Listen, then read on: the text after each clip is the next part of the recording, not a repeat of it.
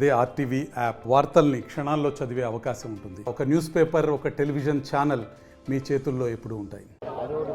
YCP నేత, TTD board మాజీ chairman YV Subbareddy చేసిన వ్యాఖ్యలపై కూడా పలు విమర్శలకు దారితీస్తున్నాయి. ఏదైతే ఇంతకాలం పాటు అధికారంలో ఉన్నప్పటికీ కూడా అటు ఉమ్మడి రాజధాని విషయం గుర్తుకు రావడంపై కూడా అటు టీడీపీ శ్రేణులు పెద్ద ఎత్తున ఆగ్రహావేశాలను వ్యక్తం చేస్తున్నారు. అదేవిధంగా పలు విమర్శలు వ్యక్తం చేస్తున్నారు. ఈ నేపథ్యంలో మనతో పాటు కొందరు టీడీపీ నేతలు ఉన్నారు. వారిని అడిగి తెలిసిన ప్రయత్నం చేద్దాం. చెప్పండి, అసలు ఎలా చూడొచ్చు వైవి సుబ్బారెడ్డి చేసిన వ్యాఖ్యలు? పాపం వైవి సుబ్బారెడ్డి పెద్దలు టీటీడీ బోర్డు చైర్మన్గా పనిచేశారు.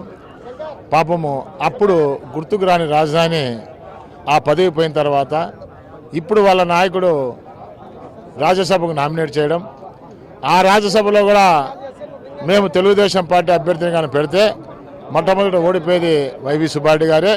కాబట్టి ఆయనకు కొంత తలలో ఉన్నటువంటి మెదడు ఏమైనా కొంచెం జ్ఞాపక శక్తి తగ్గినట్లుంది. ఎందుకంటే ఉన్నట్లుండి ఎవరు వాళ్ళ అధినాయకత్వం కానీ వాళ్ళ ఎమ్మెల్యేలు కానీ ఎంపీలు కానీ ఎవరు చేయనటువంటి ఒక వ్యాఖ్య, ఇంకా 2 సంవత్సరాలు మనం కంబైన్డ్ రాష్ట్రంగా ఉంటే బాగుంటుంది, తెలంగాణ ఉంటే బాగుంటుందని చెప్పి ఒక వ్యాఖ్య చేయడం అంటే వైవి సుబ్బారెడ్డి గారు మరి ఎన్ని రోజులు 5 సంవత్సరాలు ఎవరి పీకుతా ఉన్నాడో తెలియ కానీ, ఎందుకు పీకుతా ఉన్నాడో తెలియ కానీ ఉన్నట్టుండి ఈ పదం వాడడం అంటే ఇంకా వీళ్ళ ఆస్తులు ఏమన్నా తెలంగాణలో ఉండగా, వీళ్ళ ఆస్తులు ఇంకా ఏదైనా పెంచుకునేదానికి ఇంకా ఇక్కడ సంపాదించిన డబ్బంతా తెలంగాణలో పెట్టేదానికి ఏమన్నా ఈ వ్యాఖ్య చేశాడా అనేది అర్థం కావడంలే. ఎందుకంటే వీళ్ళు దాచుకోవడం దోచుకున్నారు కానీ దాచుకునేది ఎక్కడ స్థలం తెలియడంలే. ఎందుకంటే ప్రభుత్వం పోతా ఉంది. ఇంకా 2 నెలల కాలంలో వీళ్ళ ప్రభుత్వం ఖచ్చితంగా పోతే ప్రజలు దింపేస్తారు. వీళ్ళు సైలెంట్ ఓటింగ్ ఉంటుంది. దాదాపుగా 160 నుంచి 170 సీట్లు తెలుగుదేశం పార్టీ జనసేన కలయికతో రాబోతోంది కూడా ప్రజలు నిర్ణయించినారు. ఎందుకంటే ఇంక ఇక్కడ దాచుకుంటే ఇదే పోలీసు వాళ్ళు, ఇదే రెవెన్యూ వాళ్ళు బట్టలు ఉడగొట్టి వీళ్ళను బయటికి తీస్తారు. అదేవిధంగా మరి దీన్ని దాచుకునేదానికి తెలంగాణ అయితే బాగుంటుందని చెప్పేసి మళ్ళీ ఇంకా 2 ఏళ్ళు రాజధాని అక్కడే ఉంటే బాగుంటుందని మళ్ళీ మీరు 3 రాజధానులు చెప్పారే. ఒక రాజధాని ఇప్పుడు తెలంగాణలో పెట్టాలంటారే. మళ్ళీ 3 రాజధానుల గురించి ఎందుకు మాట్లాడినారు? ఒకటి కర్నూలు, ఒకటి అమరావతి, ఒకటి వైజాగ్. 3 రాజధానుల గురించి పదే పదే మీరు శంఖ ఊదినట్టు ఊతాడారే. మళ్ళీ ఉన్నట్లుండి ఈ పదం ఎందుకు వచ్చిందో మాకు అర్థం కావడంలే. ఎందుకంటే మీలో తెలిసిపోయింది, మీ ఎమ్మెల్యేలు తెలిసిపోయింది, ఎంపీలకు తెలిసిపోయింది, మీ అధినాయకుడికే తెలిసిపోయింది మనం ప్రభుత్వం ఉండడం లేదు, మూటాముళ్ళ సర్దుకొని సిద్ధంగా ఉన్నాం మనం పోయేదానికి అని చెప్పేసి. అందుకే సిద్ధం మహాసభలు కూడా పెడతారు. ఎందుకంటే మూటాముళ్ళు సర్దుకొని మేము వెళ్ళిపోతాము, మా పని అయిపోయింది, మేము సిద్ధంగా ఉన్నాం పోయేదానికి, రాష్ట్రం వదిలిపోయేదానికి అని చెప్పేసి. అందుకే తెలంగాణ 2 సంవత్సరాలు ఉంటే ఇక్కడ దోచుకునేదంతా అక్కడ దాచుకునేదానికి పనికొస్తుంది ఉద్దేశంతో ఆ మాట మాట్లాడినట్టుంది. ఇప్పటికైనా వైవి సుబ్బారెడ్డి గారు ఆంధ్రుల అభిమానాన్ని, ఆంధ్రుల ఆత్మగౌరవం మీద దెబ్బతీశాడు.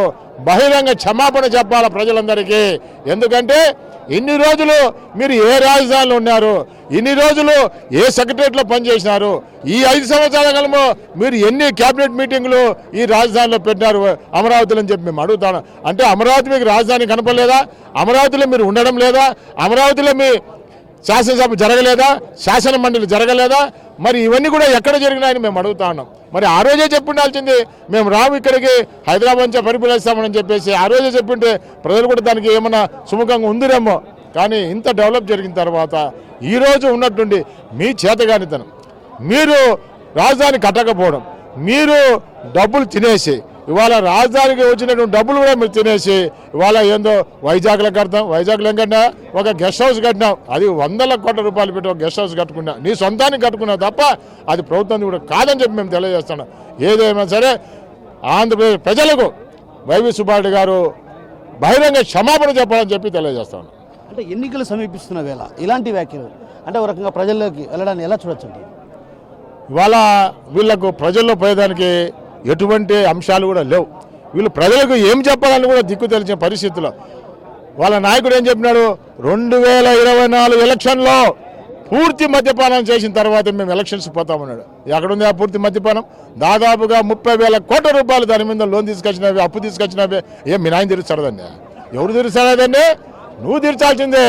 నీ ప్రభుత్వం చేసిన అప్పులన్నీ నువ్వే తీర్చాలా అని చెప్పి మేము కూడా తెలియజేస్తా ఉన్నాం.